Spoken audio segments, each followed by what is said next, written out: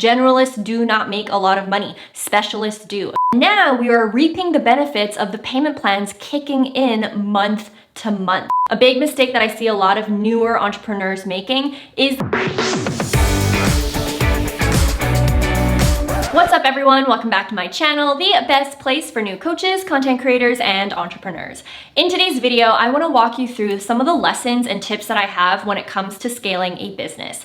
Now, currently in our business, we make over $100,000 in profit, which is incredible. And we also make anywhere between $100,000 to $300,000 in sales as well. This video was inspired by a recent milestone that my business actually accomplished, and that is last month, in the month of September, we did almost $300,000 in passive income sales, which is absolutely insane to me. So that's why I want to give back, and I want to make sure that I cover some of the key things that I did in my business in order to get to this point. And I really hope by watching this video, you guys can kind of foresee the future, but also plan ahead. Not only this, I also know that every time I do a video about income, I always get questions about profit, people questioning my profit and all of that. And to just squash all of the comments that are come about profit, we do make over $100,000 in profit every single month. And of course, if we make more revenue, we make more profit and all of that. But on average, our profit is anywhere between 50 to 65 to 70%, depending on how lean we're being that month. So far in our business, we are very lean as a business at our size. And so over time, we can expect our profit to decrease to maybe like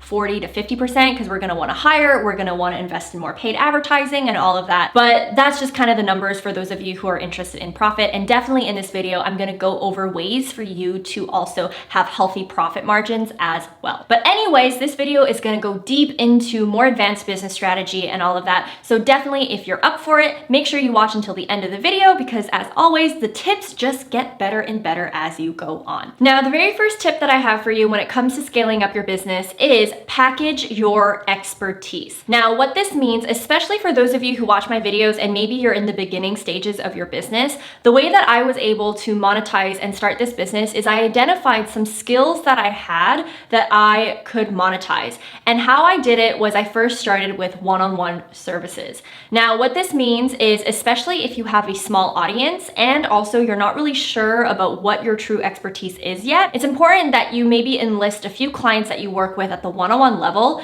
give them the most attention possible, charge higher ticket because you are giving them that much attention, and collect feedback. Work with a few clients and see what works and doesn't work. Really work with them to have the feedback that you need to improve your service and so on and so forth. By doing this, you're going to be able to collect enough feedback in order for you to package your expertise into something more scalable like a course. A big mistake that I see a lot of newer entrepreneurs making is the fact that they go straight away into selling digital courses without necessarily validating their expertise first, without making sure that they can actually get people results, and also without building an audience that's big enough in order to truly sell enough units of your digital product. Versus when you start off with one-on-one services, and by the way, if you want to learn more about this route, definitely check out www.followerstoclients.com when we talk about the roadmap to truly scaling up. I talk more about this stuff right there, so definitely check out this training. But when you actually leverage one-on-one services in the beginning, that allows you to work with your prospects or your clients at the highest level possible, earn you enough income so that you can leverage it for your future course launches, and it allows you to collect enough feedback to really refine your process. That's exactly how I got started, and I worked with a handful of clients before I started selling digital products. And again, if you're not sure about how to get started and everything and you're more in the beginning stages, definitely check out www.followerstoclients.com because this video right here that you're watching on YouTube is going to be more for the advanced entrepreneur that's already done this. But anyways, you want to first package your expertise. So let's say you are someone who's currently selling your services at the one-on-one level. The next thing that you want to graduate to is then packaging this into a digital product that you can sell from one to many. So now instead of your business model being one-to-one where you're trading time for money, you can now sell one-to-many where you create one digital product once, you have all your expertise packaged in it, and then you're able to sell it to many people at volume. That's how you can eventually unlock passive income. Now, you might be thinking to yourself, oh my goodness, great, I'm gonna create a digital course like tomorrow. Well, the thing is there's a rookie mistake that a lot of people make, and that is they skip my advice about validating their expertise first through one-on-one services and then heading straight to creating digital courses. Well, you're gonna be in for a rude awakening, because in order for your digital course to truly scale and be successful, there are 3 elements that make people buy your course. Number 1, social proof. Do you have proof that your course can actually get people results?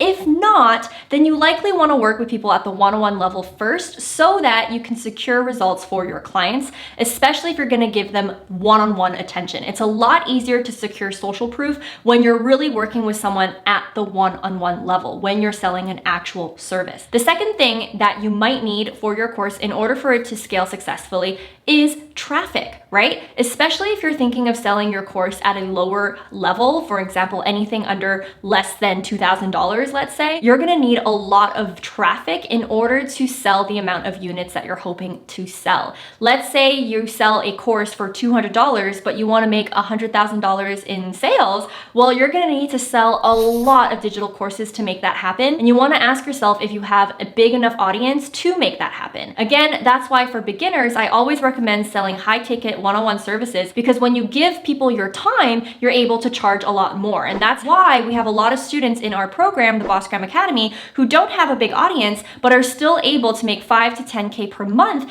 just selling services alone. The third element that you need in order for your digital course to be successful is a scalable framework. What that means is you need to have an actual step-by-step process that can get anyone who goes through your program results. There needs to be a solid blueprint for success. And that's why you need to make sure that you really know who you're gonna be targeting and what your positioning is for your course. A course that sells to everyone, no matter who they are, no matter what goals they have, no matter what background they have, no matter what phase they're in, is not gonna get a lot of people results because it's way too broad. Versus if you create a course that's truly dedicated to a specific person who has a specific problem and is looking for a specific solution and is in a specific phase in life, you're gonna be able to truly guarantee results, which will then get you more social proof. That's why for the Bossgram Academy, my program is not for everyone. It's only for those who are just starting out in business, who want to launch their one-on-one services as a coach, and who wants to use Instagram specifically to turn their followers into clients. It's very specific. And that's how we're able to get a lot of amazing results for students,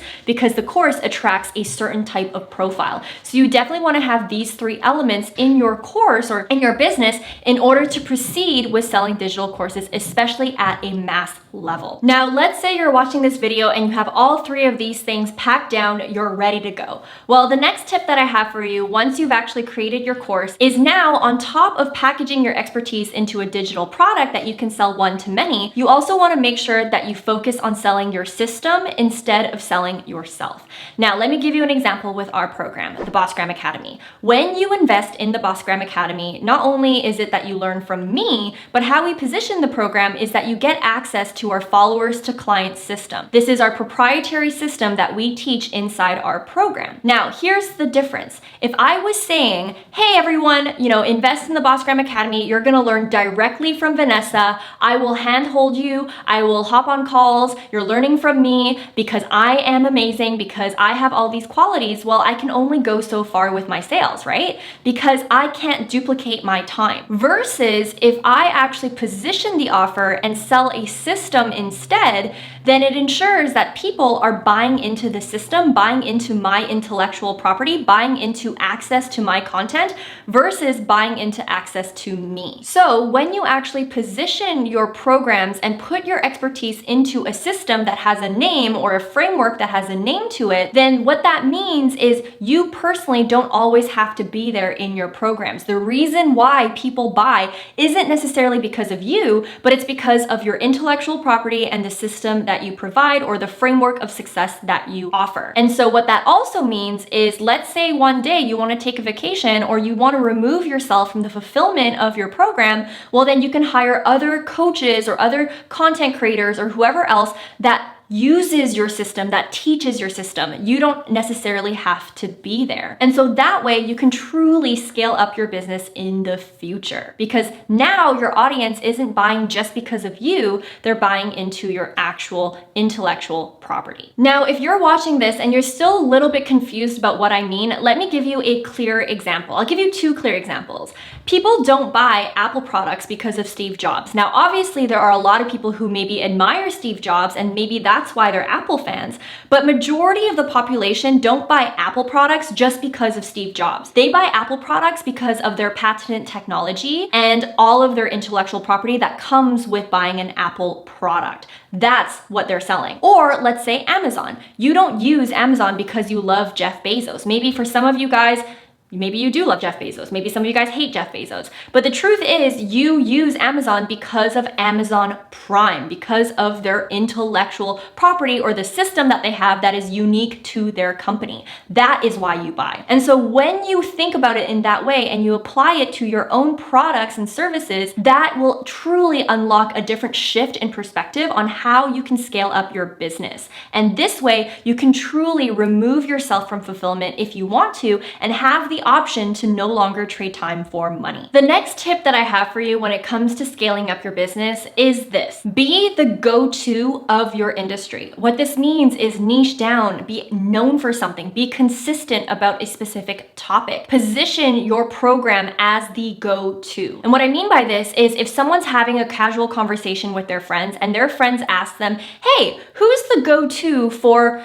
Instagram? Your name pops up. Or who's the go-to for Etsy? Your name pops up. Or who's the go-to for dog walking? Your name goes up. So whatever industry you're in, you want to strive to be the go-to. In my case, with our programs, we are the go-to for new coaches who want to use Instagram to sign clients. This means in any conversation that these topics relate in, most people are going to recommend me because over time, I have built a very consistent and strong personal brand around this topic. I am now niche down enough so that I am truly the go-to expert of this particular subject. And so that's why through your content creation, whether it's on YouTube, whether it's on Instagram, whether it's what you talk about in your Instagram stories, whether it's what you share in your newsletters, whether it's your product suite that you sell in your company, make sure that it all aligns and that it ensures that you truly are the go-to. Now, obviously, being the go-to for something isn't something that happens overnight. It takes months, if not years, to build that reputation. So that's why it's important that you are consistent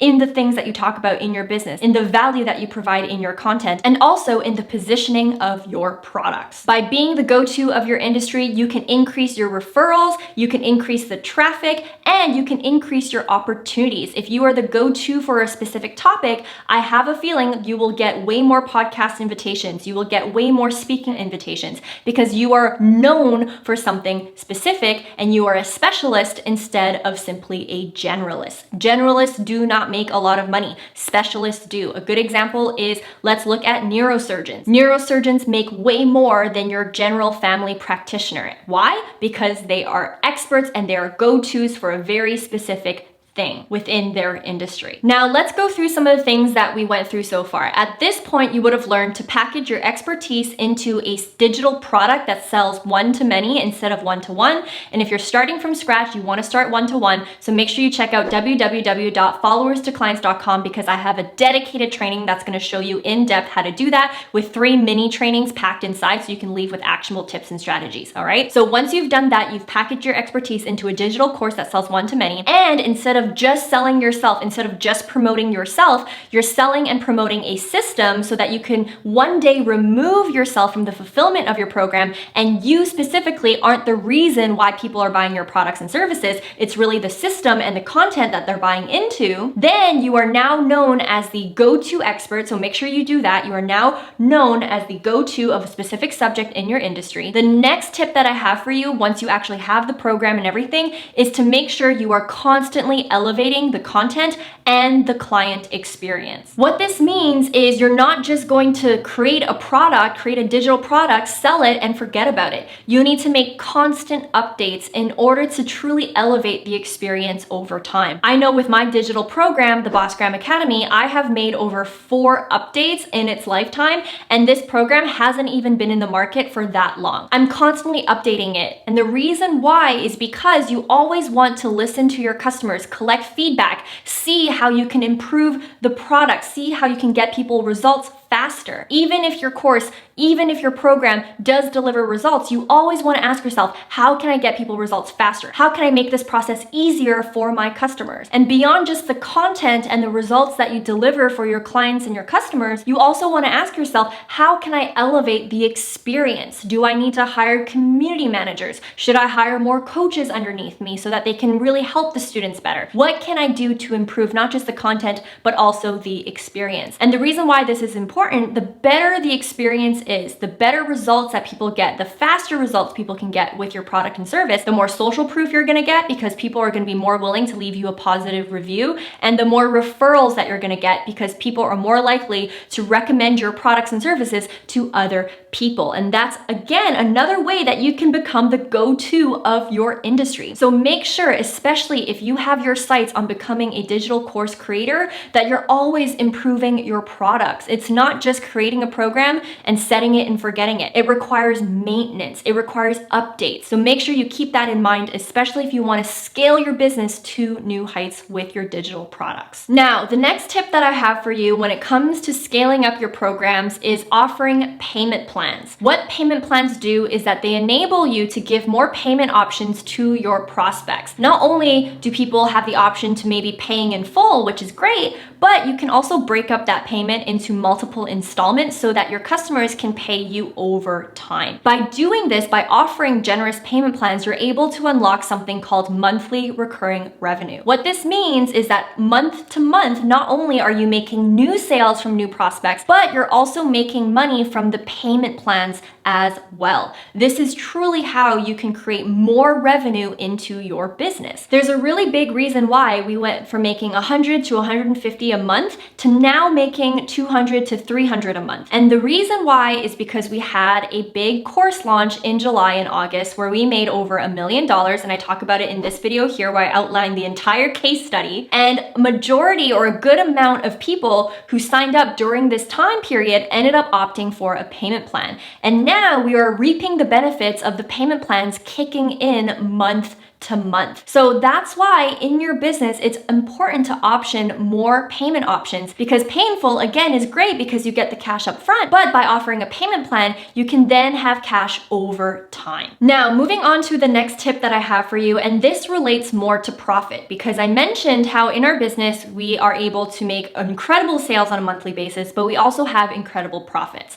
And the tip that I have for you is to keep your expenses lean. And there are a couple ways that I do it in my business that I'm gonna share with you right now. The first tip that I have for you when it comes to keeping your expenses lean is to really focus on building an organic audience. For me, compared to other entrepreneurs in the industry that I'm in, I don't spend a lot on Facebook ads. I spend maybe about $5,000 to $10,000 a month on Facebook ads, which is nothing compared to the amount of revenue that we make. Yet, I'm still able to make the same amount of sales as someone else who pours a majority of their money into paid advertising. This isn't to say that paid advertising isn't good. I highly recommend that you do invest in paid advertising in order to scale up your business. But for you not to rely on paid advertising every month, it's important that you also focus your efforts on building an organic audience as well. What this means is creating consistent content on platforms like YouTube, podcast, Instagram, doesn't matter. Make sure you're building a tribe that doesn't require you to always lean on paid advertising. This can really reduce your monthly marketing expenses if you do build up your organic audience. Versus if you don't build up your organic audience and you rely heavily on ads, then what's gonna happen is month to month, you're gonna find yourself